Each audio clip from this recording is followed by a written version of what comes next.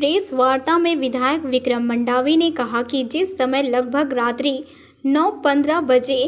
ग्राम कुटरू में घटना घटी जिसमें दीपक इस्ता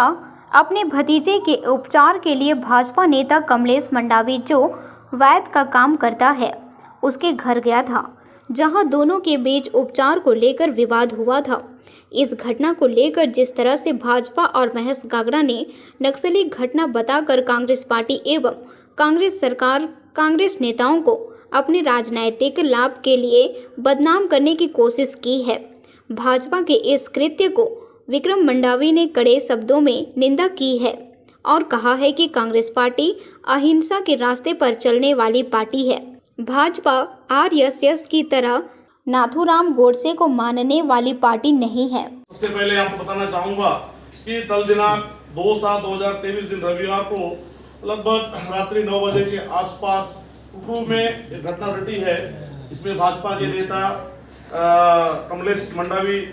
के घर में जो दीपक इस्ता जो पूर्व एसपीओ है, शायद आरक्षक के पद पर था, जो बर्खास्त हुआ था, अपने भतीजे के उपचार के लिए कमलेश मंडावी जो वेद का काम करता है उससे घर गया था, जहां दोनों के बीच उपचार को लेकर कुछ विवाद हुआ। और इस घटना को विवाद होने के बाद में जिस तरीके से घटना को लेकर भाजपा के नेता पूर्व विधायक महेश गागड़ा ने नक्सली घटना बताकर कांग्रेस पार्टी, कांग्रेस सरकार एवं कांग्रेस के नेताओं को अपने राजनीतिक लाभ के लिए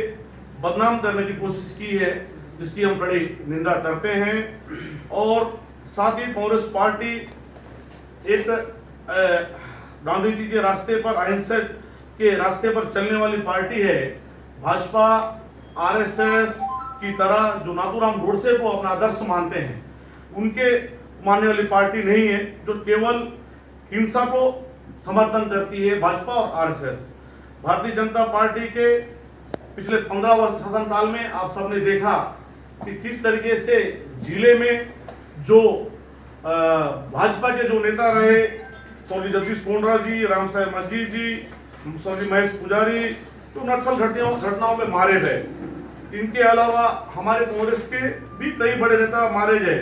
लेकिन कभी भी कांग्रेस पार्टी या कांग्रेस के नेता ने ऐसे घटनाओं पर अपने लाभ के लिए, राजनीतिक लाभ के लिए कोई राजनीति नहीं की है। लेकिन बड़े दुर्भाग्य से कहना पड़ रहा है कि पहली बार इस तरीके से संवेदनशील घटनाओं को लेकर जो भाजपा और भाजपा के नेता अपने लाभ के लिए राजनीति कर रहे हैं, इसकी हम निंदा करते हैं। जब से प्रदेश में कांग्रेस की सरकार बनी है, तब से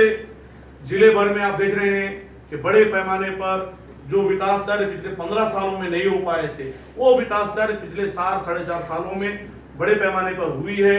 जिले के शहर से लेकर अंदरूनी क्षेत्र तक मूलभूत सुविधा जहां पर नहीं पहुंचे थे, वहां पर मूलभूत सुविधाओं का पहुंचना, मूलभूत सुविधा का विस्तार होना, और लगातार वहां पर इन 4 सालों में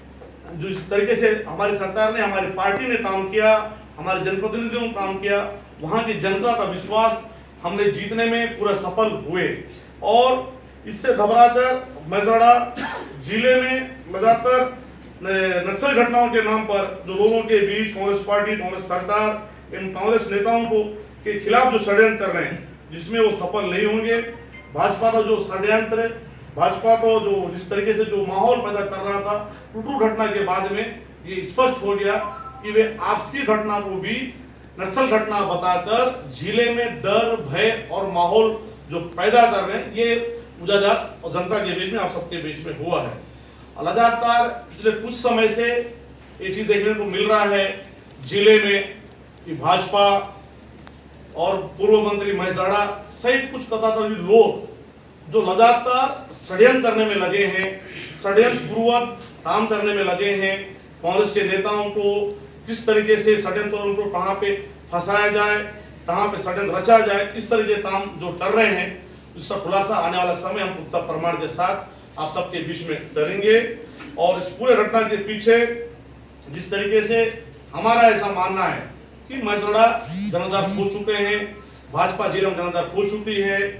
उनके कार्यकर्ता लगातार टूट रहे हैं, भाजपा छोड़ रहे हैं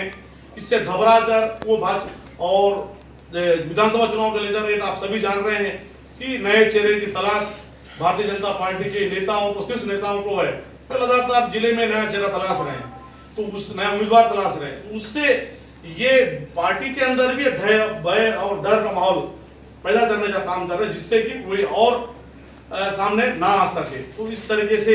जो काम वो कर रहे हैं और महेशवाड़ा पूर्ण रूप से जनाधार खो चुके हैं, जनता में उनका कोई जनाधार नहीं है। और जिस तरीके से हमारी सरकार, भूपेश बघेल की सरकार जो काम कर रही है, वो काम आम जनता के बीच में पिछले 15 साल में जो जनता का विश्वास इन्होंने नहीं जीत पाया था, इन 4 सालों में हमने, हमारी सरकार ने